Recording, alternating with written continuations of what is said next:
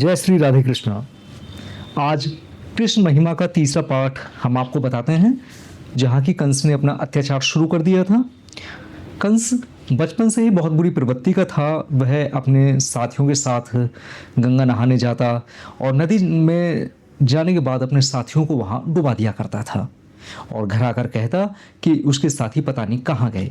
उसकी प्रवृत्ति बचपन से ही थी। महाराज उग्रसेन जैसा धार्मिक पिता उसे काफी परेशान था। जनता चिंतित थी कि युवराज के तौर पर महाराज उग्रसेन के यहाँ एक राक्षस जन्म पा चुका है।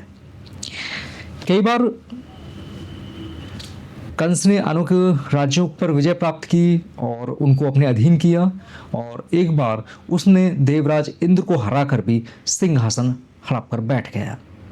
किंतु उसके पिता उग्रसेन के कहने पर उसने इंद्र को सिंहासन वापस कर दिया और स्वयं नीचे उतरकर आ गया। पृथ्वी पर आने के बाद में उसके दो मित्र नरकासुर और बाणासुर हमेशा उसको बहकाते रहते थे और उसको बार बार यही प्रोत्साहित करते थे कि वो पूरी पृथ्वी पर विजय प्राप्त किए। इसके लिए उन्होंने कहा कि उसका राजा बनना आवश्यक है।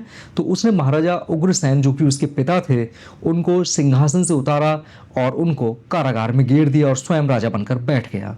इसके बाद में राजा कंस और भी शक्तिमान बन जाए तो उसके यही दोनों मित्र नरकासुर और बाणासुर, इन्होंने जरासंध की दो पुत्री अस्थि और प्राप्ति दोनों के साथ में कंस की शादी करा दी। अब कंस और भी ताकतवर हो चुका था, क्योंकि जरासंध भी अपने आप में काफी ताकतवर था। और ऐसे में जब जरासंध कंस का ससुर हो गया तो बाकी उसके पास में और भी शक्तियां इकट्ठी हो गई। इसके बाद में उसने अनेकों प्रकार के राज्यों पर विजय प्राप्त की और उसी प्रकार से शोषण करता रहा और जनता को काफी परेशान करता रहा। कंस एक बहन थी देवकी, जिसको बहुत प्यार करता था।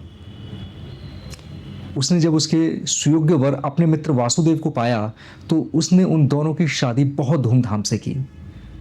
शादी धूमधाम से की। कंस इतना खुश था कि अपने ही रथ में कंस ने स्वयं रथ का वाहक बनकर वासुदेव और देवकी को उसमें बिठाया और खुशी खुशी विदा करने स्वयं ने रथ हाँकना शुरू कर दिया। जैसे ही वो नगर के बाहर होना शुरू हुआ, तभी एक विद्वान वहां आया और विद्वान ने उसका रथ रोककर कहा कि जिसको तू खुशी खुशी विदा कर रहा है, उसी देवकी की 8वीं संतान तेरा अंत करेगी। और ऐसी ही आकाशवाणी उसी समय होती है। कंस क्रोध में आता है और क्रोध में आने के बाद में उसी समय देवकी को मारने का प्रयत्न करता है, किंतु वासुदेव उसे यह कहकर रोक देते हैं कि उसकी दुश्मनी देवकी की 8वीं संतान से है, ना कि देवकी के साथ। वासुदेव उसको यह भी वचन देते हैं कि जैसे ही देवकी की संतान उत्पन्न होगी वो उसको कंस को दे देगा, किंतु वो देवकी और वासुदेव को ना मारे। कंस इस बात पर सहमत हो जाता है, किंतु देवकी और वासुदेव उन दोनों को भी कारागार में घेर देता है। राधे कृष्ण।